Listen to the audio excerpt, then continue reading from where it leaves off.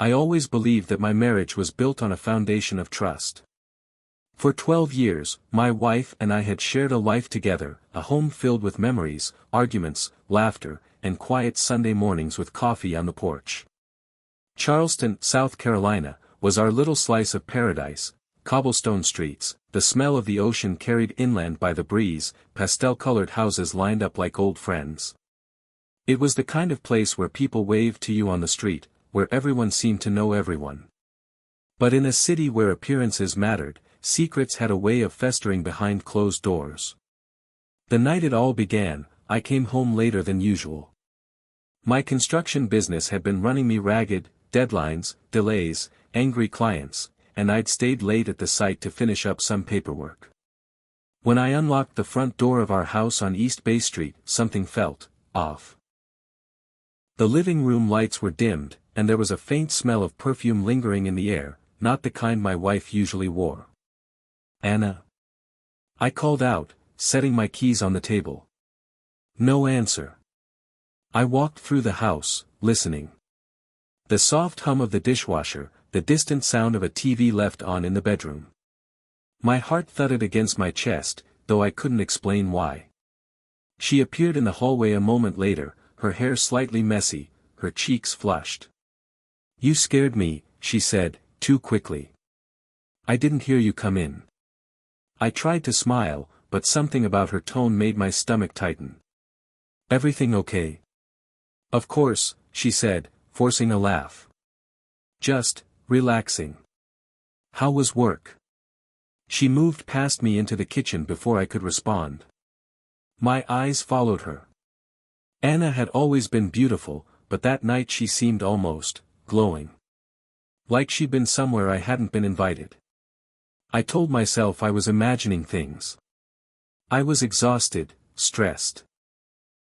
We hadn't been connecting lately, maybe that was all it was. But deep down, a seed of doubt was planted. The slow unraveling. Over the next few weeks, subtle changes crept into our lives. Anna started dressing up more, not just for dinner or social events, but for errands, for casual outings. She'd wear lipstick on a random Tuesday afternoon, a silky blouse to the grocery store. She laughed at her phone late at night, quickly locking the screen when I walked by. And she'd begun to smell like a different perfume entirely, something musky and unfamiliar. I tried to dismiss it, but my mind wouldn't let me rest. One evening, as we sat at dinner, I casually asked, "So, who have you been texting so much lately?" Her fork paused midair. "Just friends. My sister, mostly." I said, keeping my tone neutral. She shot me a quick look, sharp and defensive. "Why? You don't trust me?" The question hung in the air like smoke. I could have told her the truth, that my gut screamed at me every time she smiled at her phone, but instead, I shook my head. "Of course I trust you." It was a lie, and I think she knew it. Clues in the shadows.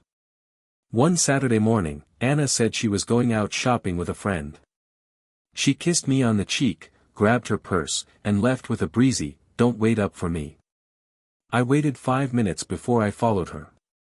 I felt ridiculous, like some paranoid husband in a bad movie, but I couldn't help it. I needed to know. Her car headed toward the historic district, weaving through narrow streets crowded with tourists. I stayed back, keeping my distance. She parked near a small boutique hotel, one of those charming old buildings with wrought iron balconies and white curtains in the windows. And then I saw him. A tall man with dark hair stepped out of the hotel. He was dressed casually, but something about him screamed confidence, entitlement. Anna's face lit up in a way I hadn't seen in years.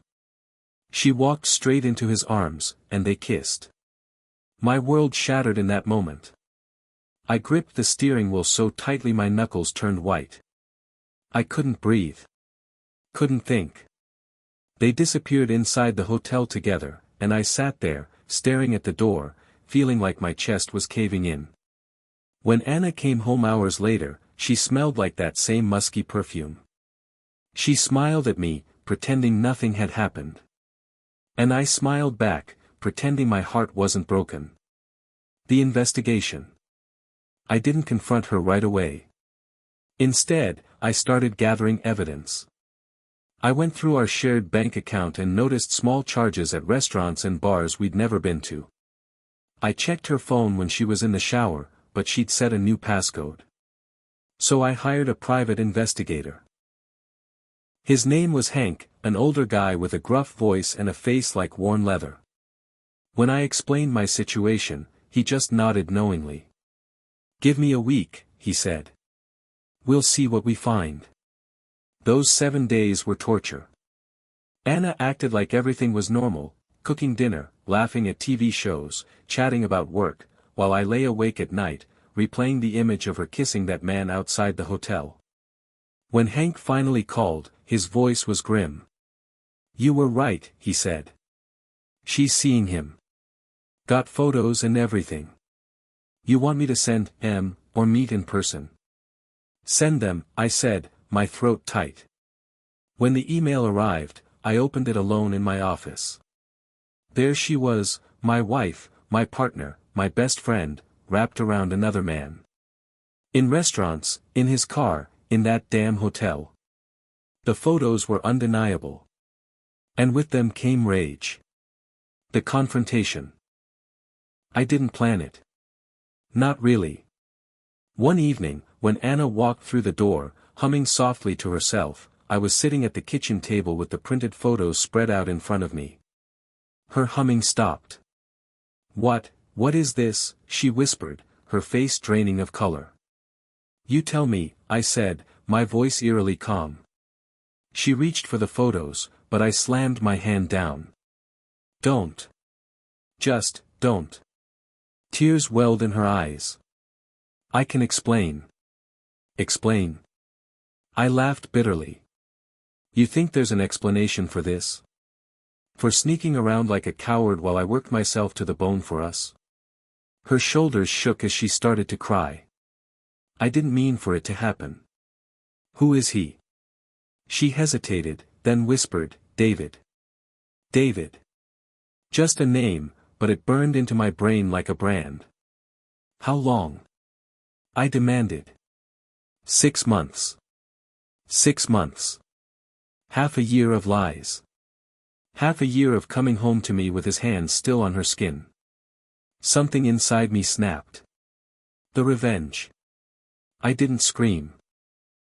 I didn't hit her. Instead, I smiled. It must have terrified her because she stepped back, wiping her tears. What are you going to do?" "Nothing," I said. "Not yet." And for the next week, I played the part of the loving husband. I kissed her goodnight. I made her breakfast. I even told her I was taking her on a weekend getaway. But it wasn't a getaway. It was a trap. I drove her out to a secluded cabin my family owned in the woods outside Charleston. The same cabin where we'd spent our honeymoon. As the sun set, painting the sky in shades of red and orange, I poured us both a glass of wine. She smiled at me, maybe thinking we were going to work things out. Then I slid the divorce papers across the table. Her smile vanished. "Sign them," I said coldly. Her hand trembled. "Ethan, please. Sign them." She signed, tears falling onto the paper. When it was done, I stood. "You'll leave Charleston tomorrow. If you ever come near me again, you'll regret it." And then I walked out, leaving her alone in that cabin with nothing but her guilt and the sound of the crickets in the dark. Epilogue. It's been 3 months since that night. Anna is gone. David is gone. I kept the house, the business, the life we built, but it feels different now, emptier somehow. Some mornings, I sit on the porch with my coffee, watching the sun rise over Charleston, and I wonder if I'll ever trust anyone again. But then I remember the way she looked in those photos. The way she lied to my face. And I know the answer.